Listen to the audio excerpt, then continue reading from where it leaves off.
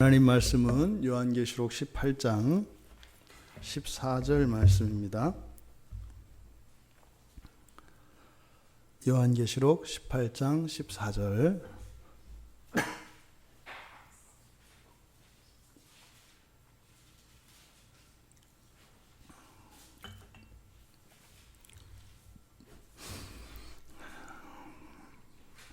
우리 같이 한 목소리로 함께 읽겠습니다.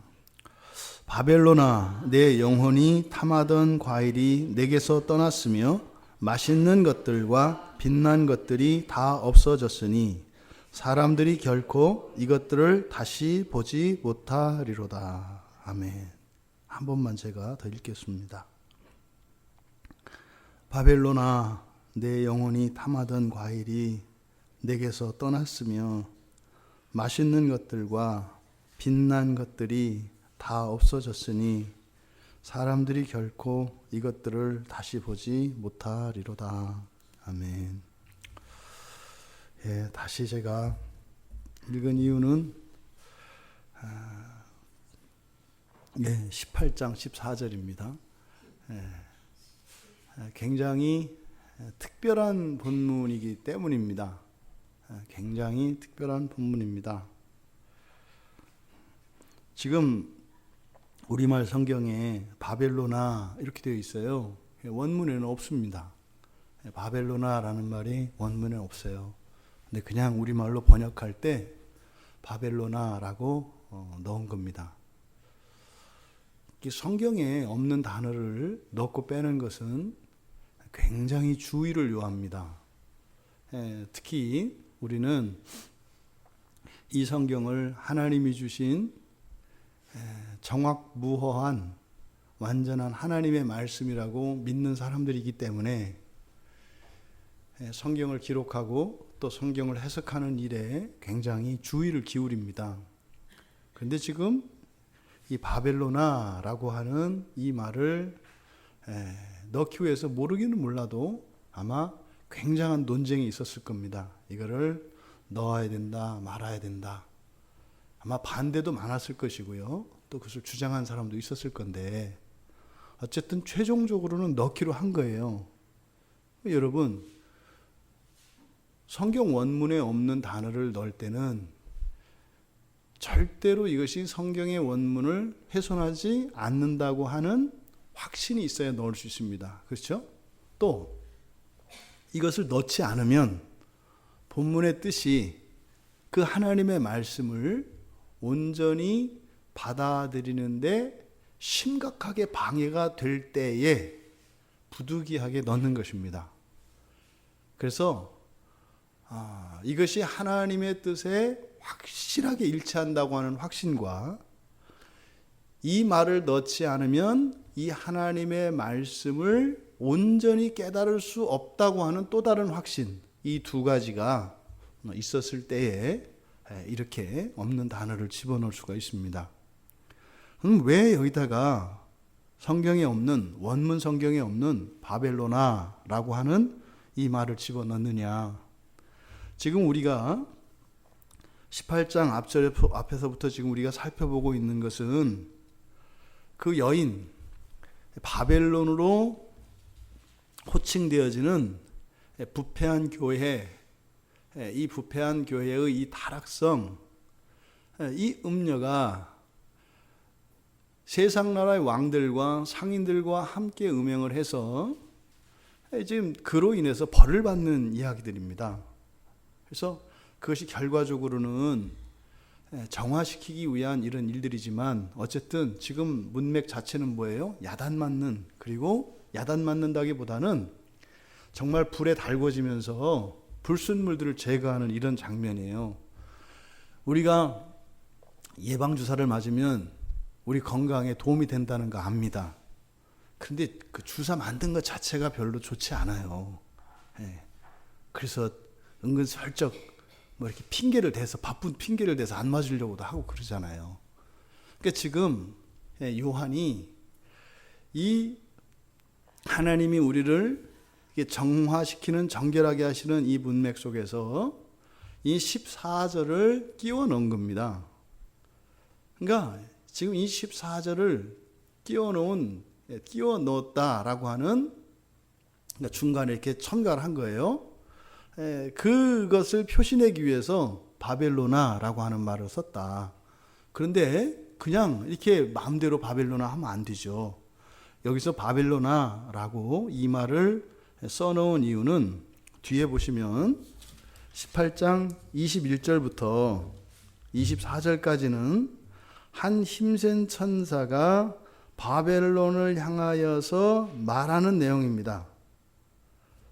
그러니까 여기서 21절에서 24절이 그 한 천사가 바벨론을 향해서 말하는 이러한 방식으로 이 14절을 기록하고 있습니다. 그러니까 마치 이 14절에 있는 내용이 뒤에 있는 건데 앞으로 온 것처럼 되어 있다고요.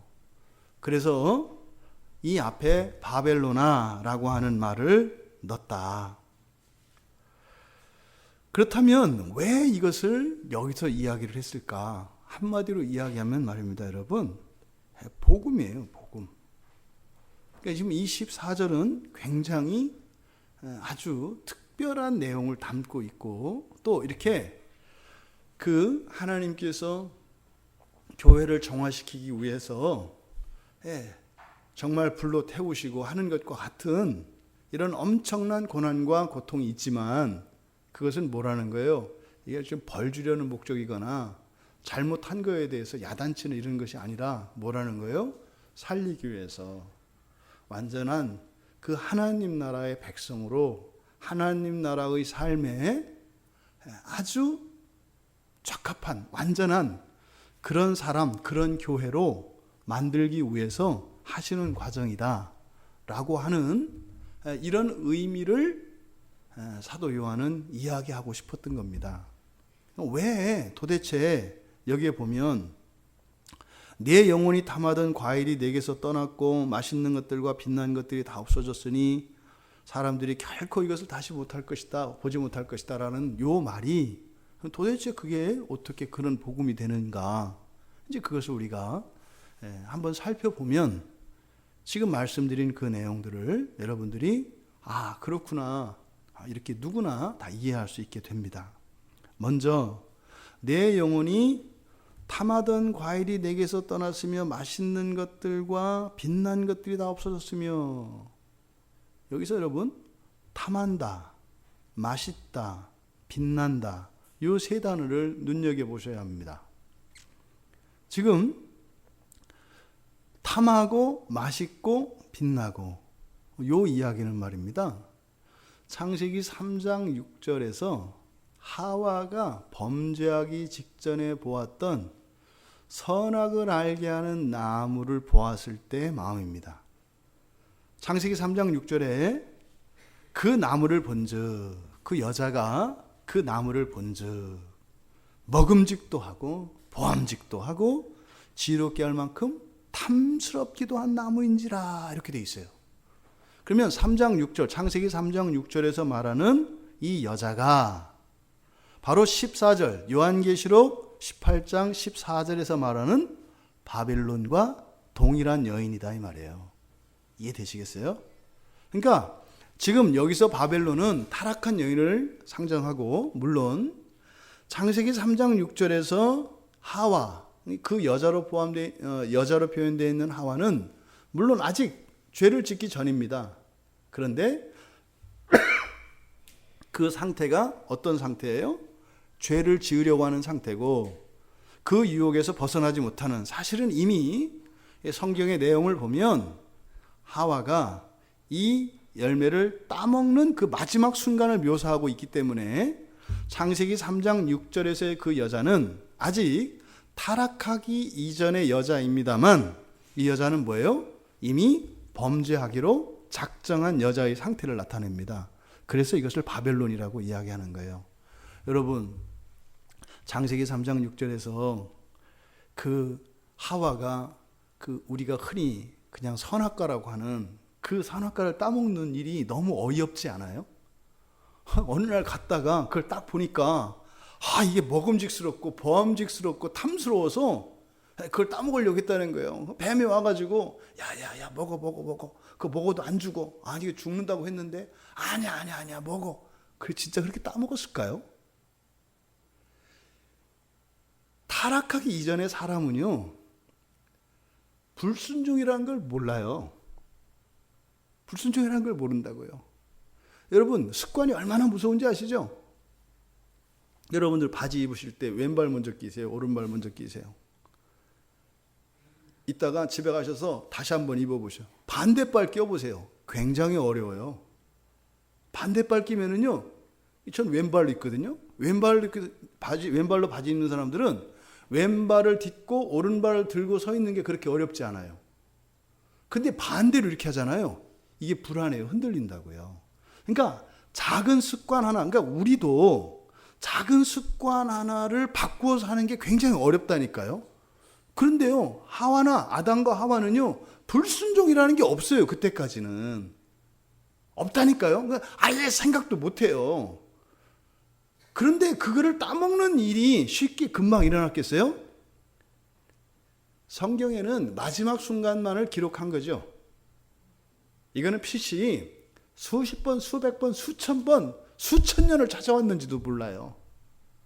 사단이 계속 하와 올 때마다 생명나무 열매를 따먹으러 올 때마다 나타나가지고 야 저거 뭐 맛있어 보이지 않냐? 아니 그 잔뜩 다른 데도 잔뜩 있는데 그 나무를 왜 보냐고요. 왜요? 계속 얘기를 하는 거예요. 계속 옆에서 얘기를 하면 어떻게 돼요? 그냥 하게 돼요. 귀찮아서. 그러니까 하와가 그걸 따먹을 때는요, 성경에는 나와 있지 않습니다만 아주 그 알 수도 없는 긴 시간과 많은 유혹이 있었어요. 여러분, 우리가 죄인 줄 아는 것을 죄를 질 때 쉽게 져요? 그렇게 안 짓는다고요.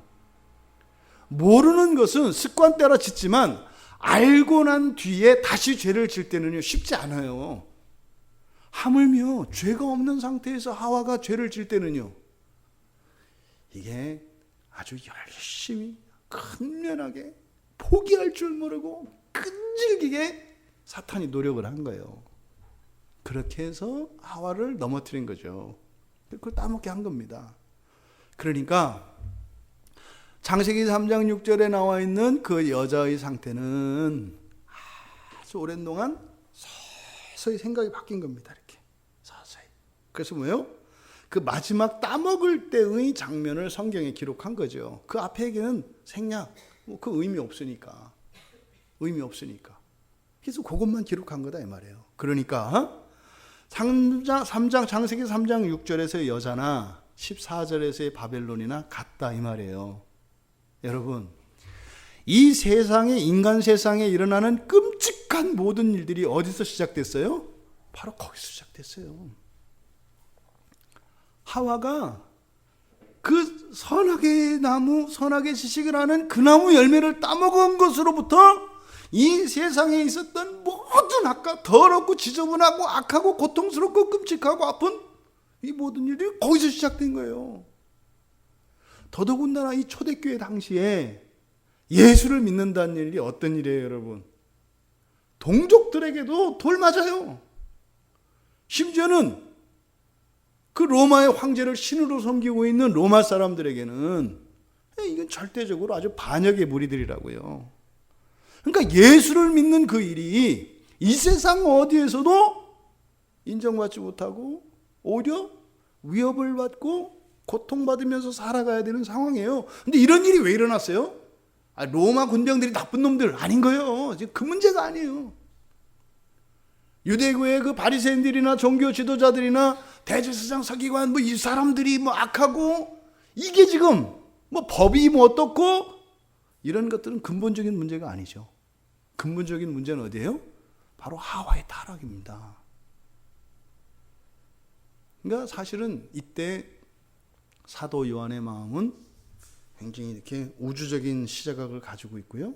하나님과 같은 마음을 보고 있는 거예요. 그러니까 어떻게 해요? 예수님을 향해서 욕하고 저주하고 침뱉고 못 받고 하는 그들을 향해서 기도할 수 있었던 것은 뭐예요? 그들의 행위로 본 것이 아니라 그 행위의 원인인 죄를 아신 것이고 그들은 죄의 노예가 돼서 그렇게 할 수밖에 없다는 것을 아신 거예요. 그러니까 어떻게 보여요? 불쌍해 보인다고요. 여러분들이 은혜 받으면 여러분에게 피해를 끼쳤던 사람들에 대한 인식이 바뀌어요. 옛날에는 원수같이 여겨졌던 그 사람이 아휴 저 인간도 불쌍하다 이렇게 바뀌는 거예요, 마음이. 그래서 옛날에는 막 죽이고 싶고 이랬는데 이제는 너무 안쓰러워서 그냥 코라도 한번 닦아주고 싶고 이런 마음이 드는 거예요, 은혜를 받으면. 왜 그래요? 실체를 알기 때문입니다. 모든 악들의 실체가 무엇인지 알기 때문입니다. 그러니까 지금 이 18장 계시록 18장 14절을 기록할 때 요한의 상태는 최고로 은혜가 꽉 찬 상태예요. 꽉 찬 상태. 그래서 어쩌면 사실은 사도 요한의 기억 속에 있었던 가장 못된 놈 누굴까요? 뭐 그거 알 수 없어요. 근데 충분히 가능성 있는 게 가룟 유다일 거예요. 가룟 유다. 예수님과 함께 동고동락을 했던 그 사도 가운데 하나였던 가룟 유다의 배신, 이거는 아마 사도들에게 있어서 그렇게 쉽게 극복될 수 없는 문제였을 거라고 저는 생각이 돼요. 이게 저의 경험을 보면 그래요. 저의 경험을 보면 이렇게 진짜 목숨을 걸고 함께 사선을 넘나들던 어떤 전우가 있는데 그 전우가 나를 배신하고 나를 팔아먹었어. 그랬을 때 나머지 전우들끼리 모이면 그 친구, 그 배신한 전우 얘기하지 않겠어요? 야, 그놈은 우리 팔아먹고 어디 가서 잘 살려나? 또 잘 살지도 않았잖아요. 목매다 그냥 자살해버렸잖아요. 그러니까 차라리 살아있으면 욕이라도 할 텐데 이 죽어가지고 욕도 못해. 죽은 사람 욕하기가 찜찜하거든요. 그러니까 이 마음이 있었을 거다. 그런데요, 아마 가룟 유다뿐만 아니라 사도 요한이 살면서 사도라는 이유 때문에, 그리스도인이라는 이유 때문에 이 요한이 당했던 모든 박해와 모든 고난과 여기에 개입됐던 많은 사람들, 그리고 끔찍한 일들이 있을 겁니다. 그 이유가 뭔지 안 거예요. 그놈들이 못된 놈들이 아니고, 법이 잘못된 것도 아니고, 이 시대가 잘못된 것도 아니고, 환경이 잘못된 것도 아니고, 이 모든 게 다 뭐예요? 피해자인 거예요. 피해자. 권사님들 지금부터 한 100년 전에 태어나셨으면 어떻겠어요? 지금하고 인생이 딴판입니다. 100년 전에 사셨으면 오늘 여기 오셨다가는 중간에 누가 나와서 머리채 잡고 나갈 가능성이 많아요. 실제 그렇잖아요. 그러니까 100년 전에 태어나지 않고 지금 태어난 게 얼마나 큰 은혜예요. 그죠? 근데 100년 전에 살았던, 이 땅에 살았던 여인네들이 그때도 분명히 기독교가 들어왔으니까 예수 믿고 살았다니까요. 그때 뭐 예배당에서 막 그 머리채 잡혀서 끌려가는 일들은 저 어렸을 때도 일어났던 일들이에요. 근데 생각해 보십시오. 그런 경험들이 내가 시대를 잘못 태어났고, 내가 또 이렇게 이 시집을 잘못 왔고, 내가 또 뭐 이렇게 부모를 잘못 만났고, 이런 신세 한탄이 얼마나 많아요, 우리에게. 근데 사도 요한은 그게 다 없어진 거예요. 왜요? 하와로 거슬러 올라갔으니까요. 이거는 우리들에게 적용을 하면 이 세상에서 일어나는 모든 범죄와 범죄자들과 악인들에 대해서 사랑으로 대할 수 있는 상태예요. 그들의 모든 잘못을 원인을 이 죄의 문제다. 이 죄의 문제다라고 하는 것을 깨달은 상태예요, 요한은. 그러면요, 이 세상의 모든 원한과 원망과 불평이 사라져요. 여러분 생각해 보세요. 여러분 지금 머릿속에, 여러분 가슴 안에, 여러분의 지금까지 살아왔던 인생 속에 모든 미움과 원망과 불평이 다 사라진다고 생각해 보세요. 싹 다. 이거 평화, 이거 하늘의 평화죠. 지금 요한에게는 그게 임했다고요. 바로 탐하던 맛있는 빛난이라고 하는 이 말은 바로 3장 6절에서 일어났던 인간의 최초의 타락 사건, 이 타락 사건을 거론하고 있는 거예요. 근데 지금 14절이 뭐라고 합니까? 어떻게 됐다? 그랬던 것들이 떠났으며 없어졌다. 떠났으며 없어졌다. 이 말은 뭐겠어요? 다시는 범죄가 있다 없다? 없다. 이 얘기는 슬픔도 아픔도 이별도 고통도 다 없다. 여러분들이 그리스도인으로 이 세상을 살아가며 하나님 말씀을 따라 살고 순종하고 그리스도인의 도리를 하며 예수님을 닮아가기 위해서 애쓰는 일이 쉽지 않습니다. 근데 요한은 지금 무슨 얘기를 하는 거예요? 이것이 그냥 하고 싶은 거 못하고 억제당하고 구속받는 이런 것이 아니라 뭐라는 거예요? 완전한 평화와 완전한 자유와 완전한 그 지복의 상태를 향해서 나아가는 것이다 라고 하는 것을 가르쳐 주시는 거예요. 그러니까 지금 그 하나님이 징계하시는 이 중간에 이것을 집어넣은 목적이 뭐겠어요? 지치지 말라는 거예요. 여러분, 새벽을 밝히고 이렇게 밤을 밝히고 일주일에 하루를 구별해서 꼼짝달싹 못하고 하나님을 예배하는, 또 그저 시시콜콜할지라도 그냥 아무 생각 없이 웃고 떠들 수 있는 이런 드라마나 이런 것이 아니라 하나님 말씀을 보게 하고 설교를 듣게 하고 하는 이런 일들이 결코 가벼운 일은 아닙니다. 쉽지 않습니다. 분명히 은혜가 있습니다만 그것을 정말 어김없이 그렇게 한다는 것은 쉽지 않습니다. 그런 성도들에게 사도 요한이 왜 우리가 그렇게 사는 것인가를 보여주고 있는 거예요. 가르쳐주고 있는 거예요. 너희들 왜 그렇게 사는 줄 알아? 사실은 사도 요한이 지금 그 깨달음을 여기서 얻은 거죠. 그리고 자신이 깨달았던 그 깨달음을 나누어 주고 있는 것이 바로 이 14절의 말씀이다.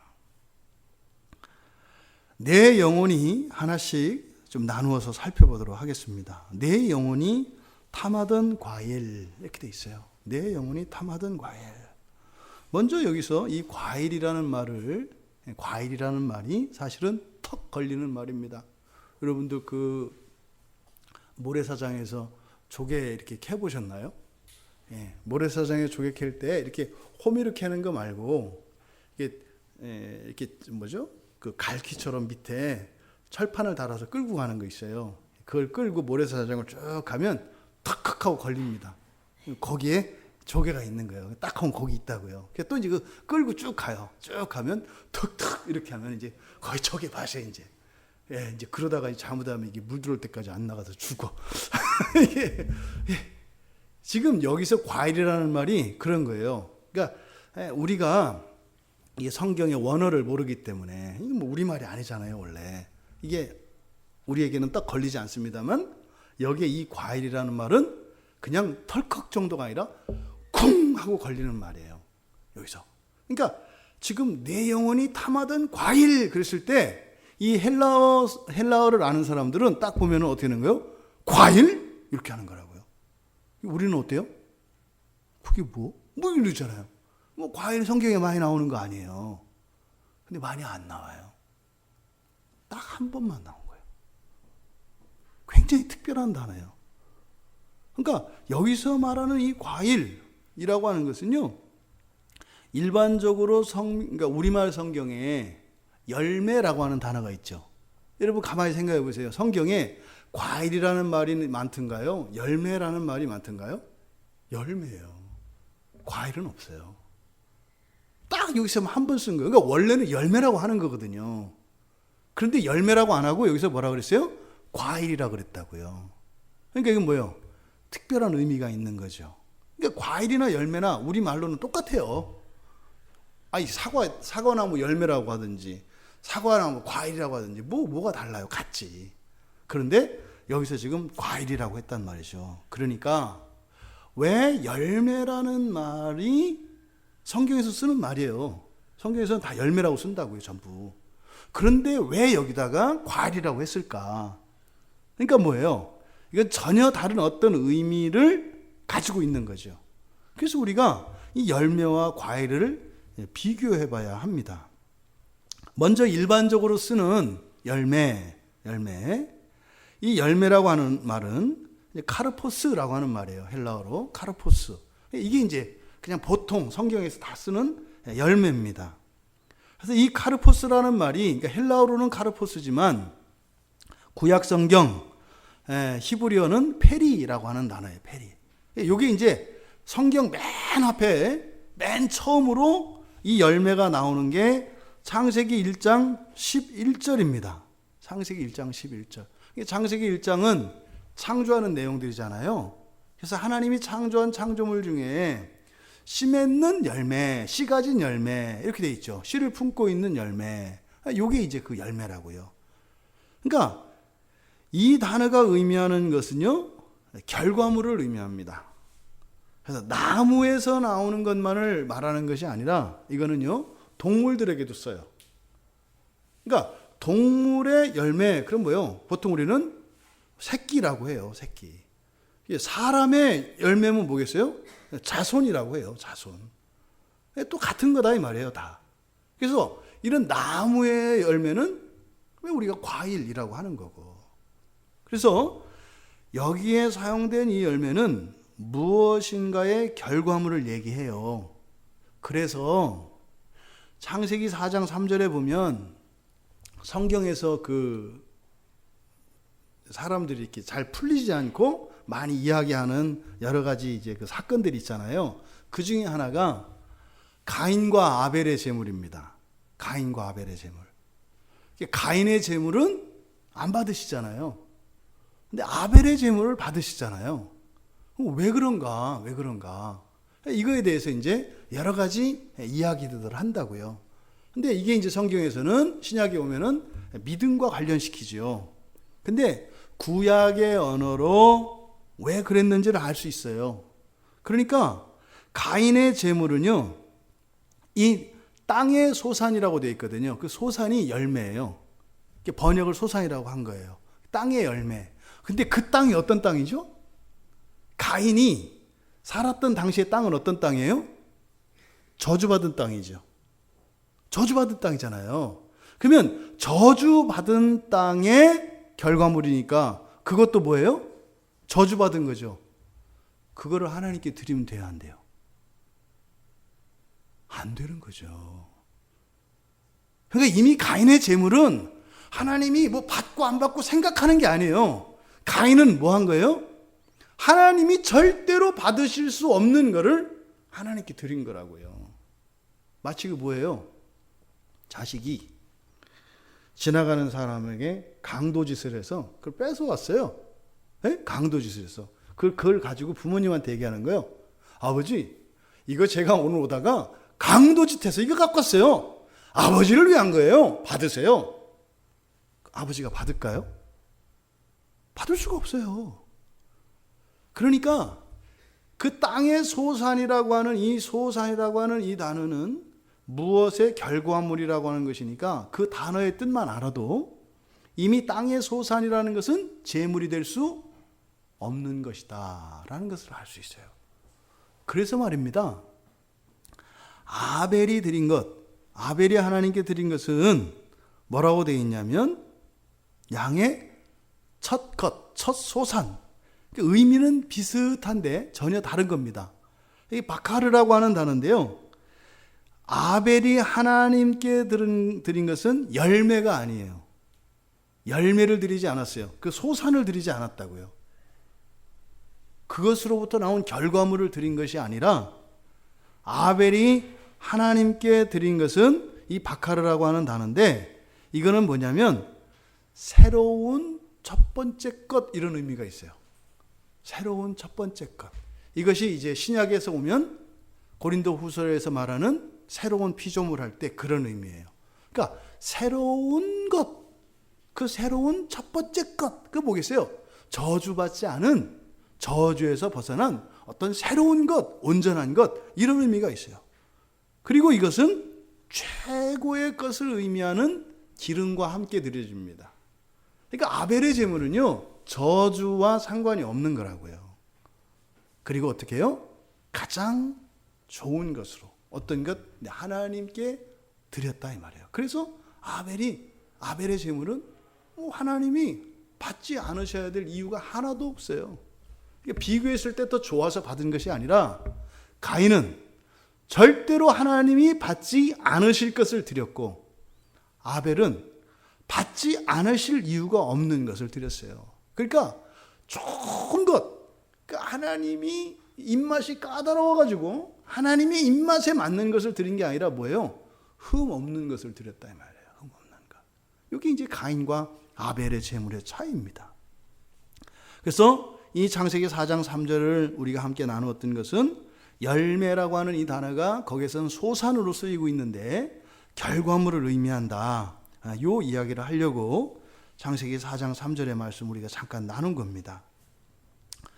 그러면 이 열매라고 하는 것은 결국 어떤 것의 결과물이거든요. 근데 여러분, 여기서 제가 설교 준비를 하면서 한 가지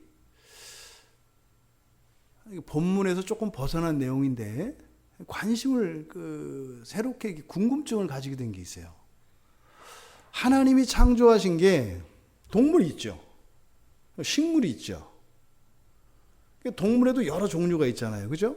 사람은 동물이 아니에요, 여러분. 이게 생각 바꾸셔야 돼요. 동물 할 때는 사람은 빼야 되는 거예요. 그러면 사람과 동물은 완전히 다르죠. 완전히 달라요. 완전히 다릅니다. 이 학교에서 뛰어난 동물 다 거짓말이에요. 큰일 날 소리예요. 근데 움직이는 생명체라고 하는 의미에 있어서는 움직인다는 의미에서는 같죠. 근데 사람과 동물은 완전히 다르죠. 그런데요, 식물에도 이 분류가 있어요. 그러니까 움직이는 생명체 가운데 사람과 나머지 사람이 아닌 모든 동물을 나눴잖아요. 식물도 이것을 나누는 기준이 있어요. 씨가 두 종류예요. 그러니까 식물은 크게 세 종류로 나눠요. 그렇죠? 뭐예요? 그냥 채소와 나무로 나뉘고요. 채소에도 두 종류로 나뉘죠. 씨를 가진 것과 씨 맺는 것과 씨 맺지 않는 것. 그리고 나무는 씨를 맺어요. 그러니까 나무가 있고 씨 맺는 채소가 있고 씨 맺지 않는 채소가 있어요. 이렇게 나뉘거든요. 그런데 식물의 큰 분류에서 가장 중요한 것은 씨가 이 채소와 나무 사이에 걸쳐 있습니다만 채소는 채소고 나무는 나무예요. 이해되시죠? 그러니까 씨가 있느냐 없느냐 이걸 가지고 나눠요. 그런데 씨 있는 것도 또 나눠요. 어떻게 해요? 채소와 나무로. 그러면 채소와 나무를 나누는 기준이 뭘까요? 채소하고 나무하고 다른 게 뭘까요? 성경에 따르면 열매예요. 열매입니다. 열매. 열매도 씨잖아요, 사실은. 그렇죠? 근데 열매는 뭐예요? 씨를 품고 있어요. 씨를 품고. 그래서 그냥 채소의 씨와 나무의 열매 안에 들어있는 씨는 완전히 달라요. 채소는 그냥 먹어치우고 없어져요. 물론 그 씨를 통해서 그 채소가 또다시 나겠죠. 근데 없어져요. 근데 나무는요? 안 없어져요. 나무는 계속 열매를 계속 맺는데 나무가 안 없어져요, 여러분. 그러니까 식물에 있어서 이 나무라고 하는 것은 우리 사람에 비유되어져요. 사람에. 그러니까 이 나무는요, 굉장히 특별한 비유가 이 나무에 사용되는 거예요. 그러니까 이건 나중에 십자가와 여러 가지 이렇게 적용될 수 있는 게 많아요. 열매와 나무의 상관관계. 의의 열매는, 그러니까 사실 이 생명나무와 선과 악의 지식을 알게 하는 나무. 이게 정확한 표현이거든요. 창세기 2장 9절에 보면 이 두 나무가 있잖아요. 생명나무와 선과 악을 알게 하는 나무, 이 두 나무가 있잖아요. 그러면 생명나무의 열매는 그걸 먹으면 어떻게 돼요? 생명을 얻어요. 생기를 얻어요. 생기를. 그래서 어떻게 해요? 생명나무에서 나오는 그 열매를 따먹으면 계속 생기를 얻어서 영원히 살아요. 그런데 선과 악을 알게 하는 나무에서 나오는 열매를 먹으면 어떻게 돼요? 죽어요. 하나는 먹으면 계속 영원히 살고 하나는 먹으면 죽어요. 나무가 이렇게 두 종류가 있어요. 영원히 사는 나무가 있고요. 영원히 죽이는 나무가 있어요. 사람도 그렇습니다. 잠언 11장 30절을 한번 가보세요. 잠언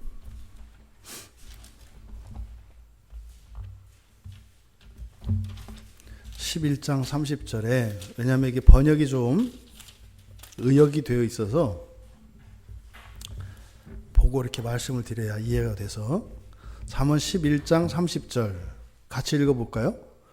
의인의 열매는 생명나무라 지혜로운 자는 사람을 얻느니라. 무슨 말인지 아시겠어요? 지금 한번 생각해 보세요. 의인의 열매는 생명나무라 지혜로운 자는 사람을 얻느니라. 이 무슨 말이에요? 이해가 되세요, 여러분? 의인의 열매는 생명나무라. 그러니까 열매는 결과라 그랬잖아요, 그렇죠? 그럼 의인은 계속 생명나무를 만들어내나 보네. 그렇지. 착한 일을 하고 이렇게 하면 사람을 살리고 하는 거니까. 그런가 보다. 지혜로운 자는 사람을 얻느니라. 그렇지. 지혜로운 사람들이 잘 따르지. 이게 말은 되는데요. 이게 전혀 성경의 뜻과 전혀 상관이 없어요. 이게 직역을 하면 이렇게 되는 거예요. 의의 열매는, 그래서 우리말 성경에는 의인, 사람으로 번역했잖아요. 근데 의 그냥. 의의 열매는 생명나무요. 생명나무는 생기를 얻는다. 여기 지금 보면 지혜로운 자는 생명을 얻는다 이렇게 되어 있잖아요. 그래서 지혜로운 자로 번역되어 있는 것이 생명나무는 어떻게 한다? 이런 생기를 얻는 거다. 요거를 이렇게 이제 번역을 한 거예요. 보세요. 의의 열매는 생명나무요. 생명나무는 생기를 얻게 한다. 쉽죠? 쉽잖아요. 그러니까 뭐예요? 의의 열매는 뭘 말할까요? 만약에 이 열매라고 하는 것은, 의의 열매라고 하는 것은 사실은 성경에서 말하는 이 의는 예수 그리스도거든요. 하나님의 의, 이게 의잖아요. 그러면 오늘날 이 의를 입은 사람들, 다시 말해서 예수 그리스도의 의를 입은 예수 그리스도로부터 나온 결과물, 이게 누구예요? 그리스도인이잖아요. 그 의의 열매 아니에요. 유대인들은 죽었다 깨도 모르죠. 여기서 말하는 의의 열매는 뭐예요? 의이신 예수 그리스도의 결과물인 그리스도인을 말하는 거예요. 그리스도인들은 누구다? 생명나무요. 이렇게 돼 있어요. 생명나무요. 그럼 생명나무라는 게 뭐냐? 생명나무는 뭐라고요? 생기를 얻는다. 우리말 성경에 사람이라고 번역되어 있어요. 이 사람이 히브리어 네페시고 헬라어 푸시케예요. 그러니까 이 푸시케, 헬라어에서 이 푸시케라고 하는 말이 우리말 성경에 영혼이라고도 번역되어 있고, 생기라고도 번역되어 있고, 정신이라고도 번역되어 있고, 마음이라고도 번역되어 있고, 사람이라고도 번역되어 있고, 뒤죽박죽이에요. 비밀로 가려놓은 것 같아. 이런 걸 이제 우리가 찾아내야 되는 거야, 이렇게. 보물찾기. 이게 보물찾기예요. 성경이 재밌는 거예요. 보물찾기처럼 막 감춰놔가지고, 보물을 이제 찾는 사람만 이제 크리넥스 하나 주는 거잖아요, 이렇게. 그걸 이제 찾아내는 거예요, 찾아내는 거. 그러니까 지금 이 본문을 보면서요, 이게 잠언 11장 30절에서 말한 내용이, 이게 이런 얘기구나. 예수 그리스도를 믿는 그리스도인이라는 게 누구냐? 바로 생명나무래요. 그러니까 이 생명나무는 뭐예요? 뭘 맺어요? 생명의 열매, 그렇죠? 근데 거기서 생명나무에서 나오는 열매는 사람이 먹고 살게 하는 거예요. 그러니까 바로 생명의 근원이신 예수 그리스도로부터 그 생명을 계속 공급받는 나무가 무슨 나무예요? 생명나무인 거예요. 우리가 생명의 근원이라는 게 아니라 어떻게 해요? 죽지 않는 나무, 영원한 나무. 왜? 예수 그리스도로부터 그 생명의 은혜를 계속 공급을 받으니까. 그러니까 잠언 11장 30절에서 말하는 건 뭐예요? 예수 믿고 구원받으시오 이 말이에요. 한마디로 말하면 예수 외에는 구원이 없어. 예수에게서 영원한 생명이 나옵니다. 요 얘기가 잠언 11장 30절에. 이게 뭐예요? 지금 나무와 관련되어 있는 한 예를 이제 말씀을 드린 거예요. 너무 이제 옆으로 나가면 안 되니까. 그 다음에 누가가요, 이 열매와 나무를 뗄래야 뗄 수 없는 것으로 설명을 합니다. 그래서 누가복음 3장 9절, 6장 33절과 34절을 보면 열매가 곧 그 나무를 알게 하고 그 나무는 그 열매를 맺어요. 이해되시죠? 누가 우리 딸내미가 가지고 뭘 따왔대요. 아빠 저 앞에 나무에 뭐가 달려있어서 따왔어요. 이렇게 보니까 사과를 갖고 온 거예요. 그 무슨 나무예요? 사과나무예요. 그거 안 가봐도 알아요. 또 이렇게 지나가다가 제가 여기 들어오다가 봤어요. 그랬더니 사과나무가 있었어요. 그래서 좀 있는데 오더니 뭐 딸내미가 뭐 이 앞에서 아빠 이 앞에서 저 뭐 과일 하나 따왔어요. 뭐가 맺혀서 따왔어요. 안 봐도 내가 알아요. 그거 사과지? 그럼 어떻게 하는 거예요? 어떻게 알았어요? 어떻게 알긴? 내 사과나무 내 봤는 걸. 그러니까 그 열매나 그 나무는 뗄래야 뗄 수가 없어요. 그런데 세상에서 어떤 일이 일어나요? 아니 감 따가지고 와가지고 그 사과나무라고 우기는 거예요. 감을 들고 와가지고 이게 뭐예요? 감이요. 어디서 땄어요? 요 앞에 있는 사과나무에서요. 예? 이게 뭐예요? 감이요. 어디서 났어요? 요 앞에 있는 사과나무에서요. 저게 무슨 나무요? 사과나무요. 근데 이건 뭐예요? 감이요.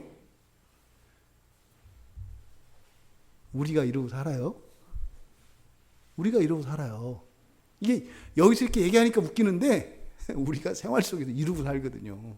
이러고. 이건 뭐예요? 사과나무요. 이건 뭐예요? 감이요. 근데 이걸 여기서 따왔대요. 말이 돼요? 누가가 이 얘기를 계속 한다고요. 그럴 수 없다는 거예요. 그럴 수 없다는 거예요. 예수님께서도 천국을 씨에 비유하세요. 그죠? 씨. 그러니까 씨도 어떤 씨? 가장 작다고 하는 겨자씨에다 비유한다고요. 그런데요, 그 씨가 어떤 씨예요? 채소의 씨예요? 나무의 씨예요? 그게 중요한 거예요. 무슨 나무냐가 중요한 게 아니라 나무의 씨라는 게 중요한 거예요. 그냥 단지 요만한 게 이만큼 된다. 이거 무지 남는 거다. 투자할 만하다. 이 얘기가 아니에요. 뭐예요? 요거는 나무가 되는 거다. 이게 중요한 거예요. 그러니까 천국이라는 건 뭐예요? 나무가 되는 거예요. 그냥 많이 뭐 벽시처럼 많이 이 정도가 아니에요. 많이 나죠 당연히. 근데 그거는 뭐예요? 그냥 1+1이야. 그거는 그냥 사은품이라고. 30배, 90배, 100배, 60배, 100배 이거는 사은품이고 지금 그 겨자씨 비유에서 이야기하시는 것은 뭐예요? 나무라는 거예요. 어떤 나무? 생명나무. 생명나무. 이거는 많고 여러분 채소로 아무리 많이 나와봐야 소용없어요. 왜요? 채소는 뭐가 없어지는 거예요. 어제 우리 집사님 때문에 제가 놀라운 지혜를 하나 얻었어요. 이게 어제 그 장로님이 농사 지은 거를 가지고 오셨어요. 근데 이제 가끔 이렇게 아주 섬겨주시고 그래서 참 감사하죠. 잊지 않고 이렇게 하나님이 마음을 주셔서. 이게 또 장로님이 본인이 그러시니까. 뭐 하나님이 갖다 주시라 그래서 가져왔습니다. 뭐 이렇게 얘기를 하시니까. 근데 이제 어느 집사님이 그 얘기를 해요. 농사를 져보면 하나님 나라의 원리가 맞는데요. 왜 그러냐면 밭에 잔뜩 있어. 근데 그거 내비두면 어떻게 돼요? 썩어 문드러져요. 죽어라 마구 농사져서 그냥 내버려두면 썩어 문드러진다니까요. 그게 어떻게 해야 돼요? 나눠 먹어야 돼요. 나눠 먹어야 돼요. 이 채소라는 게 무한정 있는 게 아니잖아요. 그렇죠? 그래서 나눠 먹게 되는 거죠. 나눠 먹게 되는 거. 그러니까 그렇구나. 그러니까 뭐겠어요? 이게 무한정 있다고 생각하는 사람들은 못 나눠 먹어. 무한정 있다고 생각하는 사람들. 그리고 영원히 이걸 가지고 있을 수 있다고 생각하는 사람들은 못 나눠 먹어. 그러다가 이제 다 썩어 문드러지는 거죠. 그 지금 채소와 나무의 차이는요. 채소라는 것은 아무리 좋고 아무리 많아도 어떻게 해요? 일시적이고 일회용이에요. 뭐가 없애는 거라고요. 계속 있는 게 아니에요. 나무는요. 계속 열매를 만들어내는 거예요. 계속 열매를. 그러니까 이 세상에 채소 같은 사람도 있고 나무 같은 사람도 있다고요. 이걸 우리가 뭐라 그래요? 구원받은 신자, 멸망당할 자.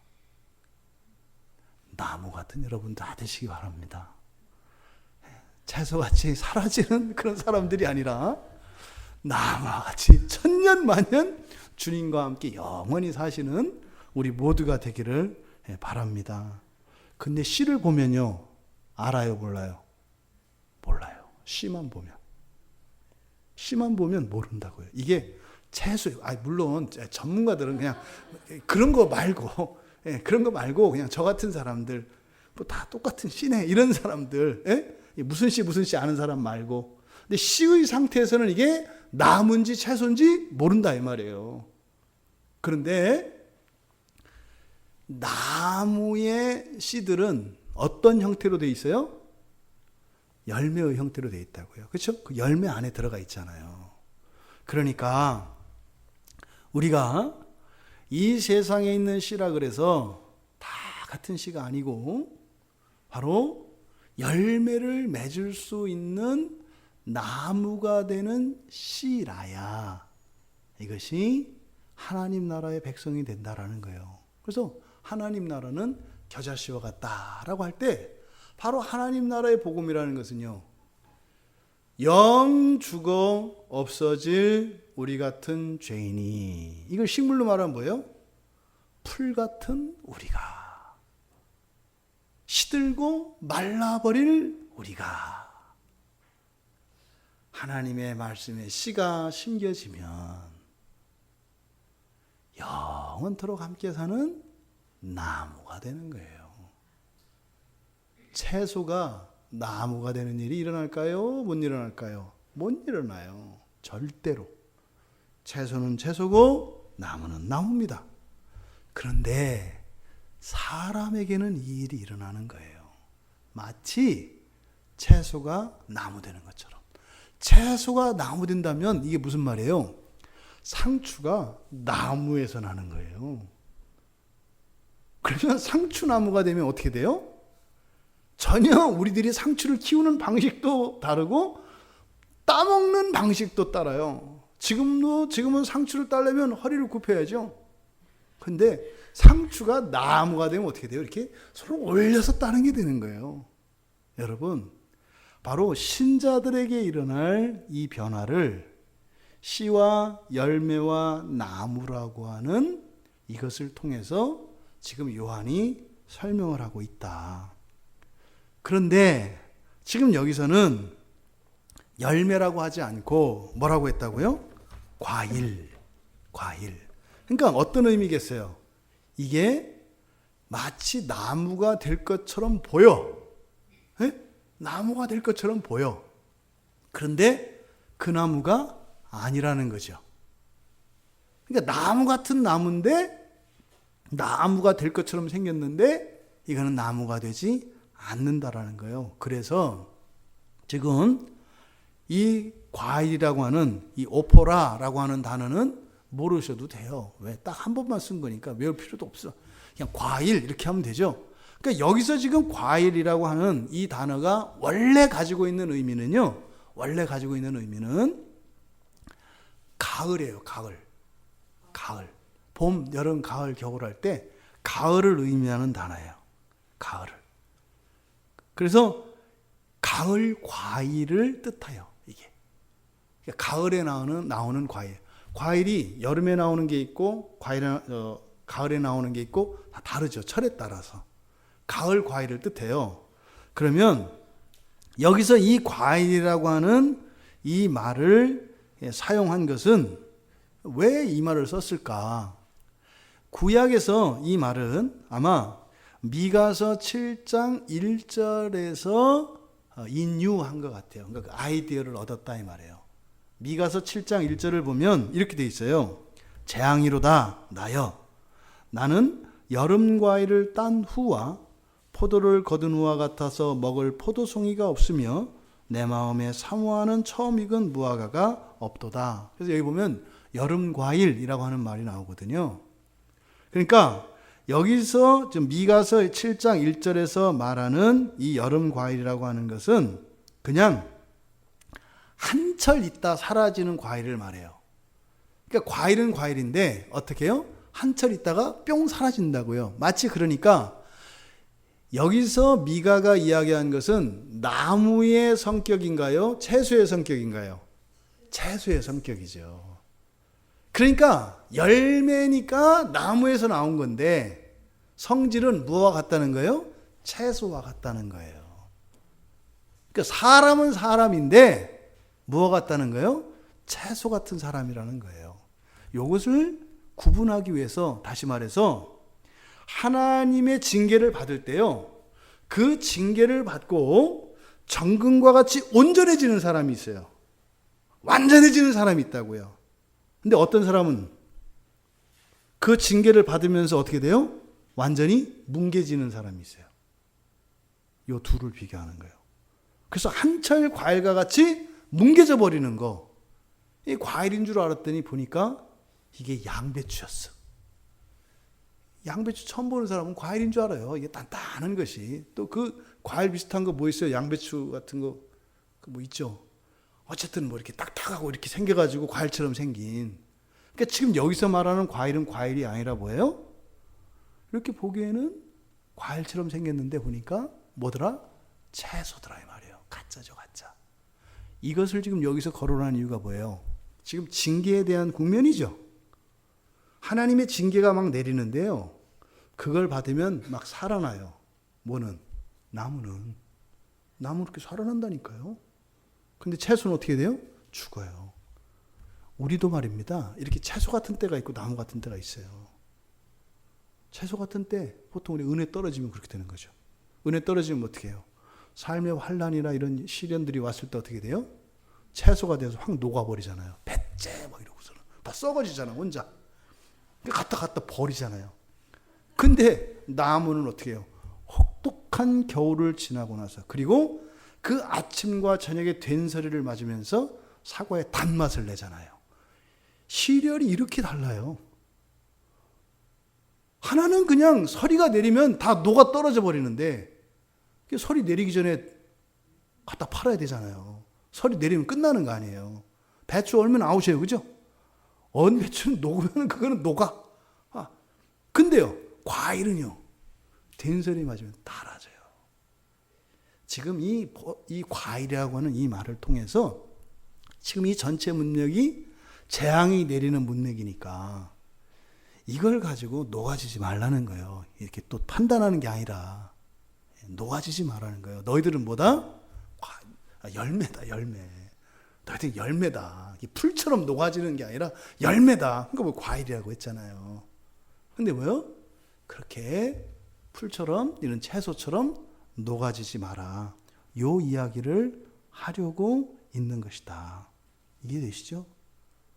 여러분, 지금 요한이 사용하고 있는 이 과일은 그러니까 신자들의 삶 속에서 있었던 많은 환난과 시련, 이것은 사실상 앞에 12절에서 13절까지 이야기했던 상인들이 팔던 거 있잖아요. 예? 맛있는 거, 이쁜 거, 좋은 거, 뭐 이런 거 있잖아요. 이것들을 사실은 어떻게 해요? 이렇게 함축적으로, 이렇게 시적으로 표현한 거예요.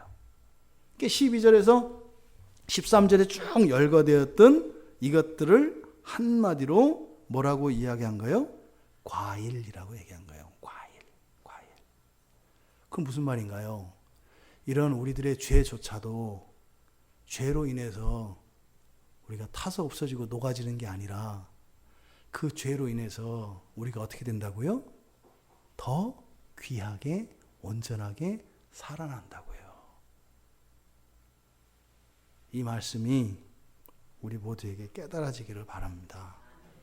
그리고 그 유익이 누려지기를 바랍니다. 우리가 왜 지금 요만큼 됐을까요? 그동안 죄져서 그래요.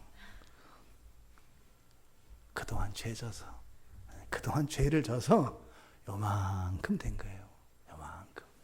왜? 죄 지은 그곳에 하나님의 징계도 있고 하나님의 용서가 은혜가 나타나면서 우리가 변하는 거예요. 이렇게. 채소가 나무로 변하는 거예요. 이렇게. 썩어질 죄인이 영원히 살 생명나무로 변하는 거예요. 요 얘기를 하려고 하는 거예요. 사는 거 어렵지? 예수 믿고 사는 거 녹록지 않지? 근데 있잖니? 이게 생명나무로 변하는 거다? 사실은 생명나무 당연히 되는 게 아니라 절대로 될 수 없는 거야. 원래는 너희들은 채소와 같은 존재들이어서 한번 얼면 녹아지는 거고 갖다 버려야 되는 거야. 그런데 그런 추위와 어려움들이 너희를 그렇게 길거리에 버려지게 하고 못쓰게 만드는 게 아니라 너희들을 생명나무로 만드는 과정이다. 요 얘기를 해주고 싶은 거예요. 사도 요한이. 그래서 이걸 복음이라고 제가 말씀을 드렸던 거예요. 이 말을 꼭 해주고 이것이 이해되기 위해서 바벨로나라고 하는 말을 붙여서 번역자들이 우리에게 특별히 이 14절을 이렇게 동그라미를 쳐놓은 거다 이 말이에요. 다음으로 그렇다면 그 과일이 어떤 과일이에요? 내 영혼이 탐하던 과일 이렇게 돼 있어요. 그러면 이 과일을 꾸며주는 말이 3개예요. 너의 과일, 그리고 영혼의 과일, 탐하는 과일 이렇게 3가지예요. 그러니까 과일이 있는데 뭐예요? 너의 과일, 그리고 영혼의 과일, 그리고 탐하던 과일 이렇게 돼 있어요.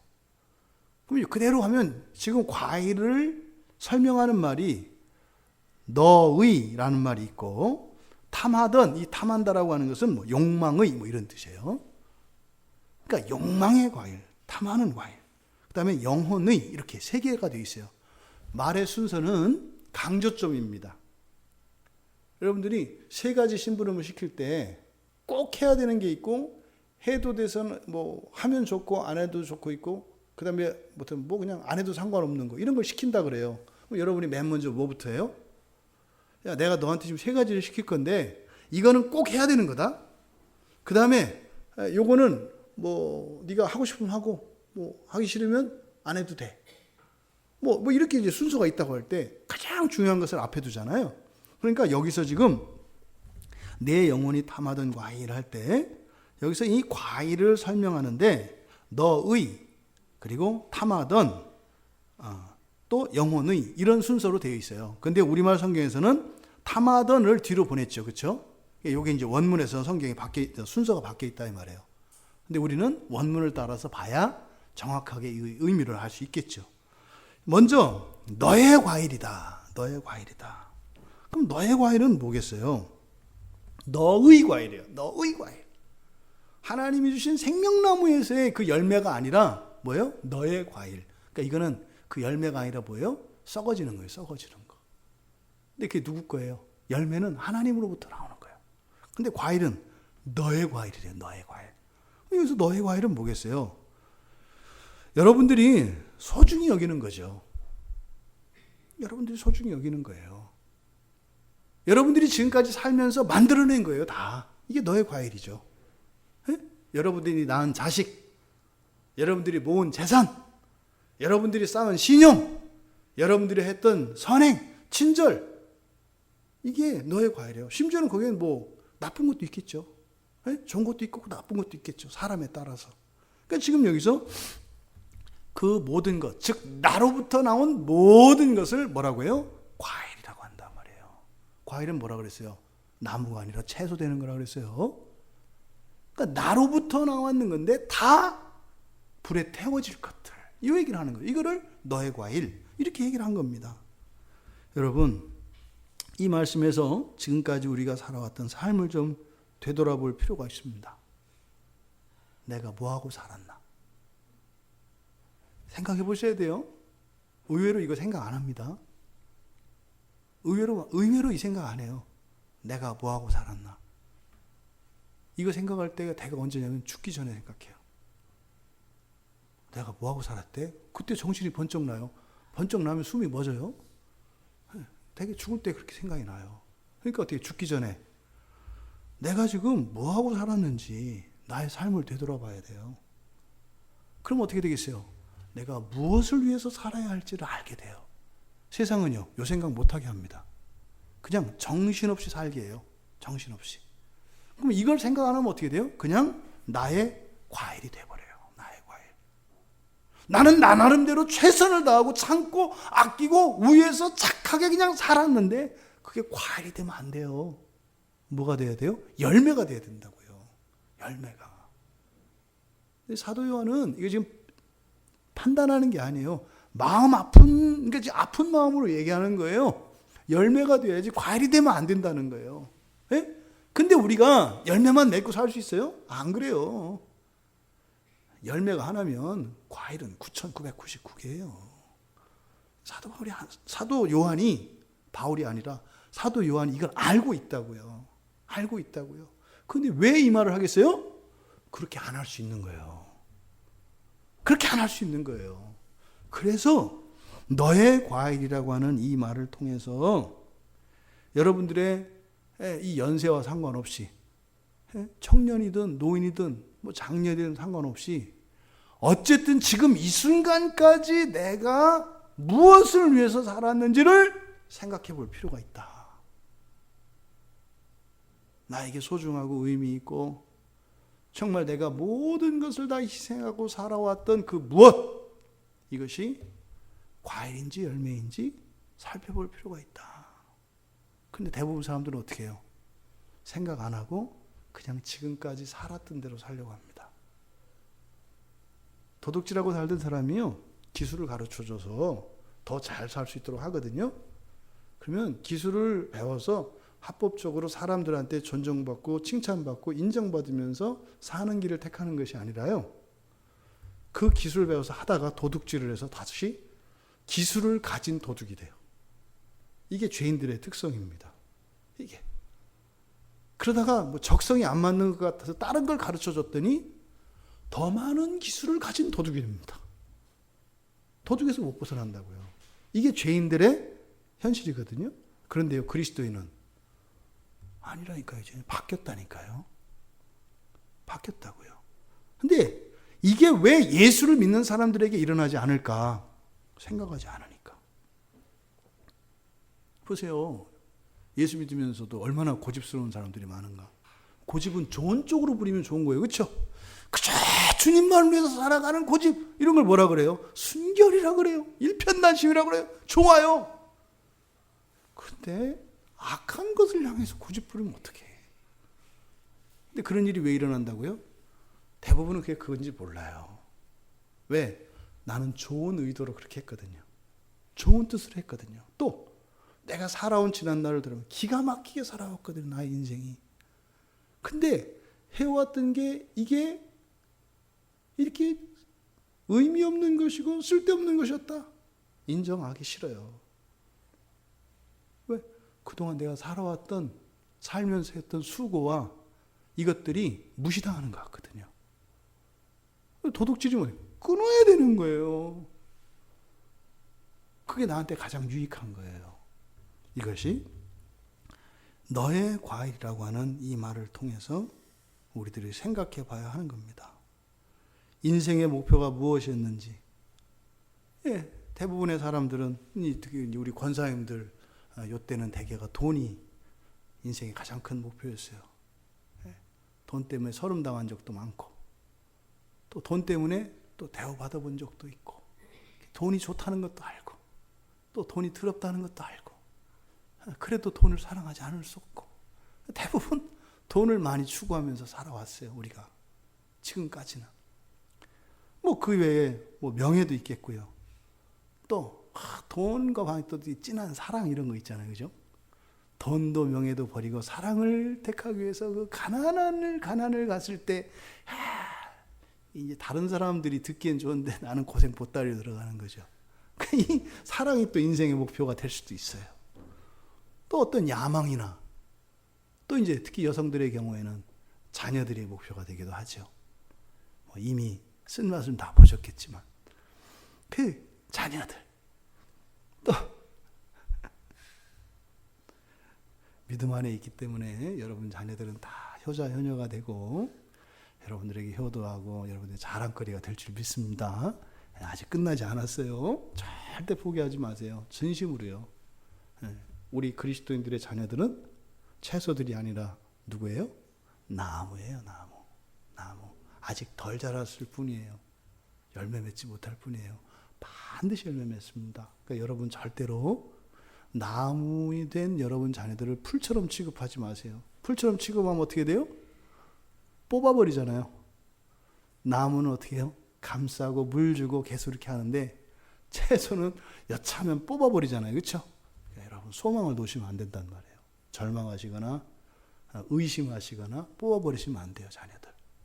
그러니까 어쨌든 이런저런 여러 가지 목표가 있을 수 있어요. 다 그렇게 살아온 거예요. 근데 놀라운 것은 대부분의 사람들은 목표가 없어요. 대부분의 사람들은 목표가 없어요. 그나마 이제 그런 어떤 목표를 갖고 살아왔던 사람들은 눈에 띄어요. 사람들한테 인정을 받아요. 근데 이름 날렸던 과거가 있죠. 목표를 갖고 살아가는 사람들은 세상에서 가르치잖아요. 목표를 가지고 살으라고. 그러면 사람들 사이에서 좀 인정도 받고 대우받는다고 이렇게 하잖아요. 근데 사실은 대부분의 사람들은 이런 목표가 없습니다. 대부분의 사람들은 그냥 살아요. 그냥 살아요. 심지어는 그냥 빈둥거리면서 제가 반평생 살았잖아요. 인생 100년. 신기한 게 있더만요. 일 안 하고 게을러도 먹고 살아요. 그죠? 아니 정말 제가 인생을 살면서요. 생각도 못했던 거의 진리같이 이게 공부 안 하고 일도 안 하고 정직하지도 않고 이렇게도 먹고 사는 거구나. 이거를 알았어요. 제 주변에 그런 사람도 있거든요. 진짜 아무것도 안 하고요. 진짜로 식충이고요. 진짜로 사람들에게 피해만 끼치는데요. 오히려 그런 사람들이 훨씬 여유 있게 살아요. 마음에 걱정이 없어. 그냥 세상이 그냥 다 밥줄이야. 오늘은 우리 권사님하고 아침 먹고 우리 집사님하고 점심 먹고 내일은 우리 권사님 저녁 먹고 그렇게 생각이 되나 봐요. 근데 진짜로 삽디다. 그 사람들이 빨가벗고 사는 거 못 봤어요. 그 사람들 대개는 오히려 이렇게 때깔이 나요. 희한하더만요. 있어요. 근데 여러분 그런 사람도 목표가 있는 거예요. 그렇게 빈둥거리고 아무 생각 없이 사는 사람도 목표가 있는 거예요. 그런 사람들의 목표가 뭐겠어요? 쾌락이에요. 쾌락의 종류가 다양하죠. 그러니까 이렇게 그러니까 이 세상 사회적으로 어떤 목표를 가지고 있는 사람은 그래도 사람 노릇하는 사람들이에요. 근데 그런 게 없는 사람들은 목표가 딱 하나예요. 쾌락이에요. 쾌락. 그러니까 쾌락을 사랑하면은요. 이런 육체의 정욕에 완전히 빠지게 돼 있어요. 성경에서 말하는 이 쾌락은요. 육체의 즐거움과 편함을 추구하면서 사는 걸 쾌락이라 그래요. 이게 뭐예요? 하고 싶은 대로 사는 거예요. 이렇게. 하고 싶은 대로. 얼마나 좋아요. 이렇게. 이죽, 피죽, 화가죽. 이게 그 유명한 김삿갓의 죽시예요. 죽시. 이런 대로 저런 대로 바람 부는 대로 물결 치는 대로 이 사람들이 뭐 좀 있어 보이잖아요. 이 사람들은 쾌락을 사랑하는 사람들의 삶의 방식이 이죽 피죽 화가죽 물타지죽 랑타죽 이렇게 되는 거예요. 그 사람들의 공통적인 목표는 쾌락입니다. 다 목표가 있다고 말씀을 드리는 거예요. 목표 없는 사람 없어요. 그러니까 너의 과일이라고 할 때 여기서 너의 과일은 목표를 의미한다. 지금 이 이야기를 하는 건 뭐겠어요? 최소가 되는 그런 목표를 향해서 사는 삶에서 돌이키라는 거예요. 영원한 삶으로의 목표를 전향하라는 거예요. 오늘 여기까지만 하고 다음 시간이 너무 많이 가서 욕망의 과일, 그 뒤에 영혼의 과일, 그 뒤는 다음 주에 이어서 하겠습니다.